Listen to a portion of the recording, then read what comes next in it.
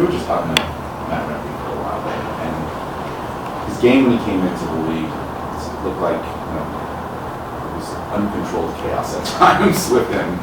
Now he's got more of a role, he's getting more ice. And what have you seen from him in terms of that type of development? I mean, you push against him a handful of times, and now you're there with him every day. Yeah, I think he's just playing a more purposeful game. He's obviously he's an intimidating presence, and that's a big part of his game, and that needs to continue to be a big part of his game. But I think he's playing the game with more purpose. When he's trying to play to his strengths, he can be very good on the forecheck.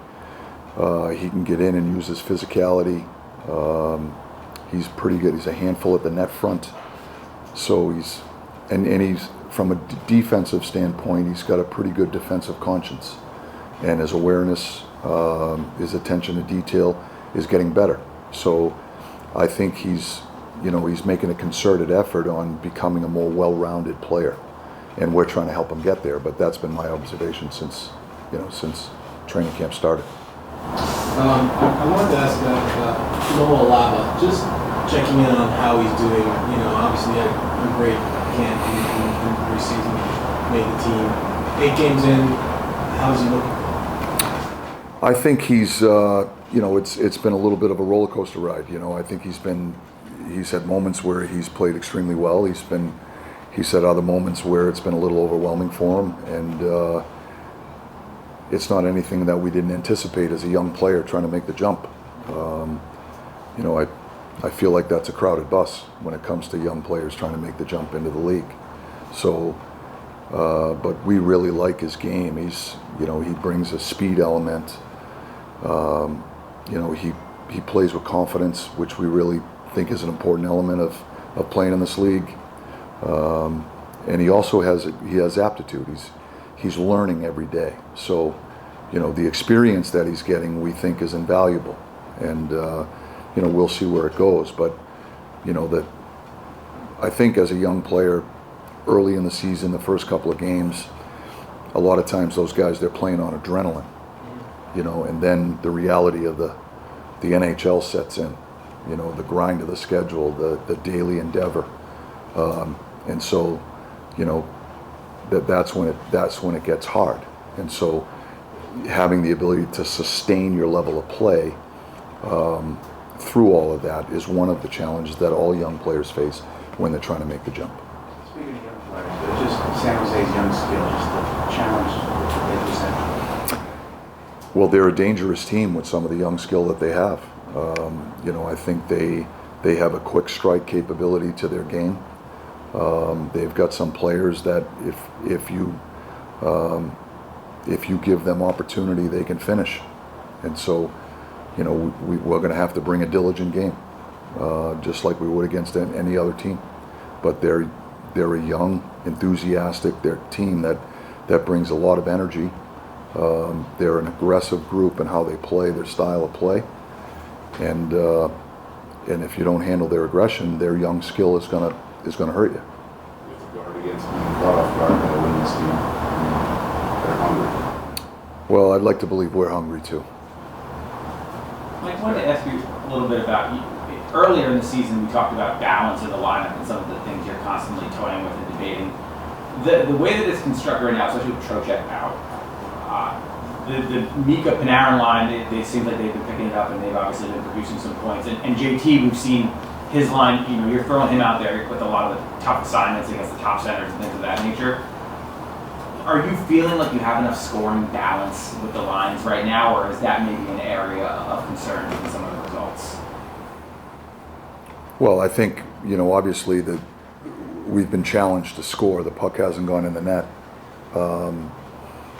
like we thought it would, and just based on the body of work to this point, and you guys know the narrative. You hear every day and you watch every game, and for most of the games, the conversation's been that we're generating offense, we just didn't score.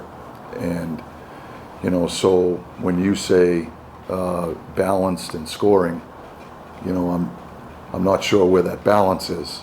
You know, I believe if we continue to, you know, I thought we had a setback against Minnesota. I didn't think we played a complete game. Having said that, I thought as the game went on, we get better. The second half of the game was a different narrative than the first half of the game, excuse me. But we got outplayed in the first half of that game. And it's hard to win in this league when you don't play 60 minutes. And I think that was my takeaway from that game. Prior to that game, as you guys know, there's been a lot to like about this team and how it's played. And both defensively and offensively, just strictly with the number of looks that we've generated, both 5-on-5 and on the power play for that matter. You know, I don't think, you know, the numbers are suggestive of that process that was in place. So, you know, we'll see how it goes here moving forward, but we're trying to find combinations that can set us up for success. And you know, we tweak things to, you know, to see if we can be proactive and affect a little bit of positive change. We've done that along the way. I would envision us continuing to do that until we settle in on something that we're comfortable with. I guess more simply, I'm more wondering, do you feel like there's maybe an uneven amount of scoring burden, but just a lot of the scoring burden falling on that Mika Panarin line to produce, especially if JT's line has kind of taken some of the tougher defensive assignments? Well, JT's line's produced a lot of scoring chances also, so it's not, I don't think it's the case that the Panarin, you know, Mika's line's the only line that is a threat. I think that's not a fair assessment of the way the game's been played. You know, JT's lines throughout the course of the games, if you go back and look at the games and how they played and track the actual scoring chances and who does what, you know, JT's line is all over that. So, you know, depending on how the game is, and yes, JT's line for the most part gets the tougher matchup. But having said that, for most of those games, they're still generating offensive scoring chances. So, as I said, I think, you know, we'll see where it goes moving forward, but we're trying to tweak the line so that we can set them up for success. Mike, I wanted to ask you, it's a little off topic, but I'm not going on the road thing. Jack Parker went to the Hall of Fame. I mean, you could probably talk for an hour about this. I could. If you could just, you know, because you probably have other things to do. So, but I do want to ask you just what that means to you. It means the world to me. You know, obviously we've got a staff here that have all played for Jack. You know, and what I'll tell you is that, you know, the influence that he's had on all of us, I think speaks volumes for the coach that he is, the coach that he was for us. Maybe even more importantly, the person that he is. You know, he had such an influence on all of our lives at an impressionable age when we were young. You know, I joke all the time, you know, with my brothers when we would talk about it. You know, when I went to BU, I thought I knew a lot about hockey, and then I got there and I realized how little I knew about hockey.